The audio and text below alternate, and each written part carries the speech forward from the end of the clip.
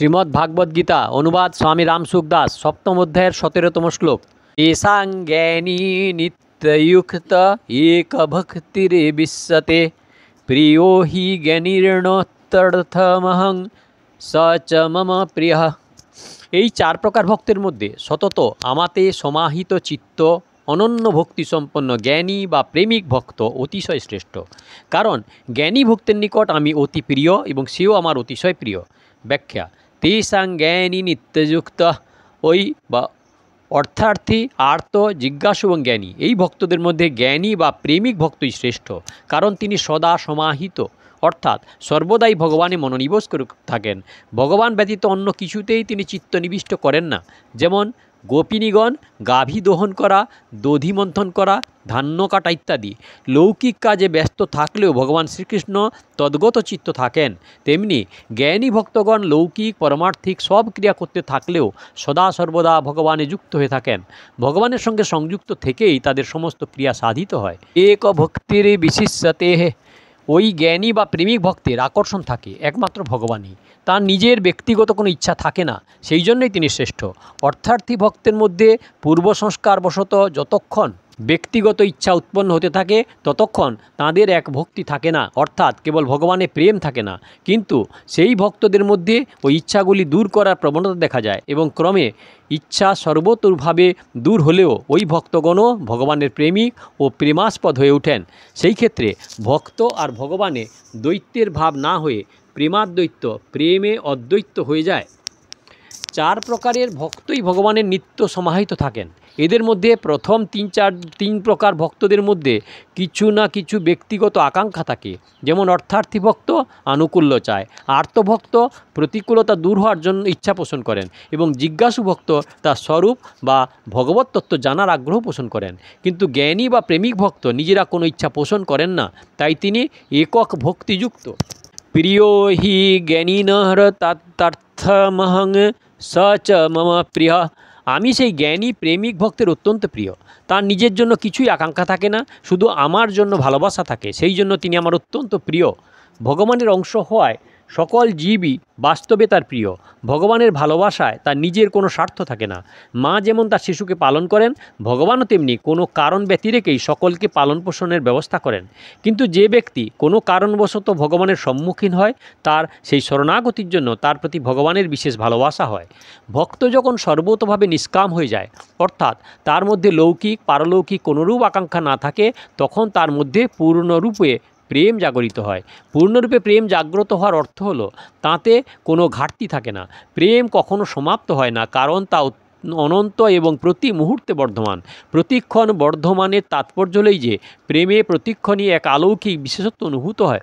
অর্থাৎ এদিকে আগে খেয়াল করিনি, এদিকে আমার নজর ছিল না, এখন বুঝতে পারছি, প্রতি মুহূর্তেই ভাব ও অনুভূতি হতে থাকে। এই জন্য প্রেমকে অনন্ত বলা হয়েছে। শ্লোক নম্বর 18।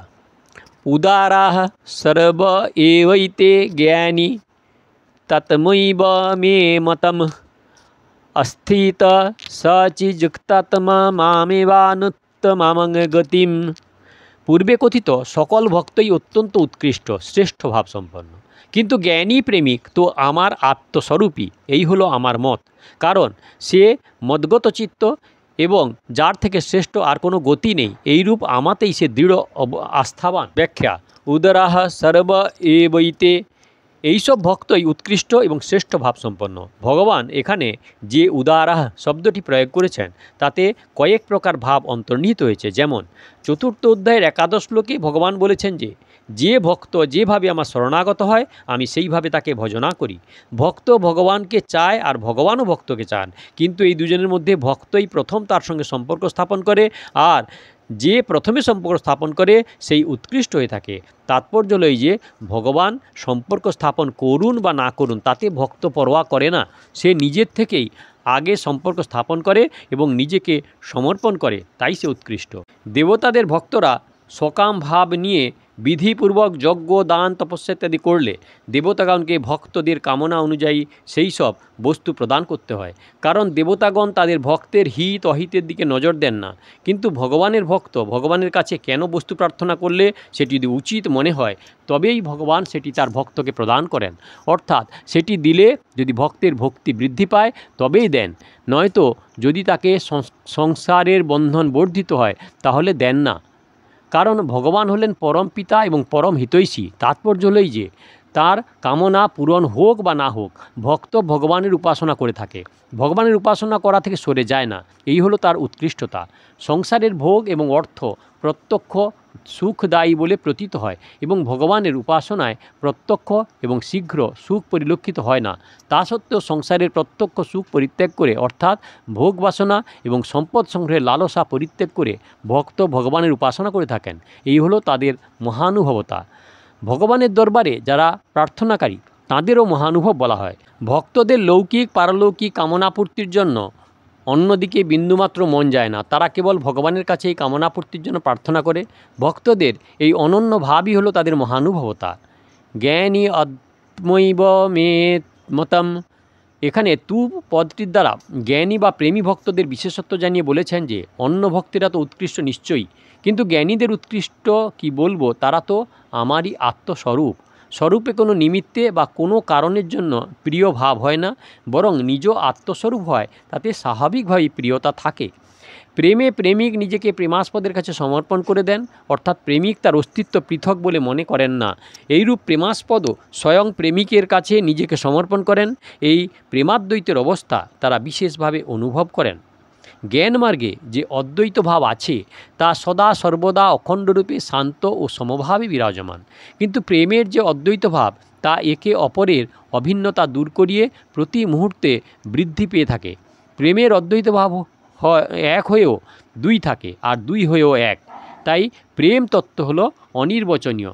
শরীরের সঙ্গে যেমন সর্বতভাবে অভিন্নতা মেনে নিরন্তর ভিন্নতা বজায় থাকে এবং ভিন্নতার অনুভব হলেও ভিন্নতা বজায় থাকে, এইরূপ প্রেম তত্ত্বে ভিন্নতা থাকলেও অভিন্নতা থাকে এবং অভিন্নতার অনুভব হলেও অভিন্নতা বজায় থাকে।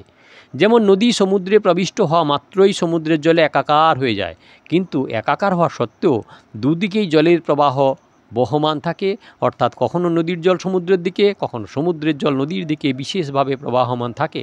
এইরূপ প্রেমিকের প্রেমাস্পদের দিকে এবং প্রেমাস্পদের প্রেমিকের দিকে বিশেষ প্রবাহ চলতে থাকে। তাদের নিত্যযোগ বিয়োগ এবং বিয়োগের নিত্যযোগ, এইরূপ প্রেমের এক বিশেষ লীলা অনন্তরূপে অনন্তকাল ধরে চলতে থাকে। এতে কে যে প্রেমাস্পদ আর কেই বা প্রেমিক তারা কোন খেয়াল থাকে না, যে সেখানে উভয়কেই প্রেমাস্পদ এবং উভয়কেই প্রেমিক। জ্ঞানী ততমৈব মে মতম পদটির এই হলো তাৎপর্য। অস্তিত্ব স হি যুক্তাত্মা মামেবানুত্তমাং গতিম, কারণ এর থেকে উত্তম আর কোনো গতিই নেই। এইরূপ সর্বোপরি আমার উপর তাদের শ্রদ্ধা ভক্তি এবং দৃঢ় আস্থা থাকে। তাৎপর্য হলো এই যে কোনো অনুকূল প্রতিকূল পরিস্থিতিতে তাদের চিত্ত আমার থেকে সরে যায় না, বরং এক আমাতেই অবিচল থাকে। ভগবানই শুধু আমার।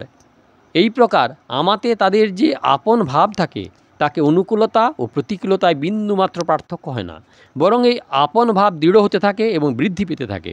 তারা যুক্তাত্মা, অর্থাৎ কোনো অবস্থাতেই আমা হতে তার পৃথক হয় না, তারা সর্বদাই আমার সঙ্গে অভিন্নভাবে থাকে।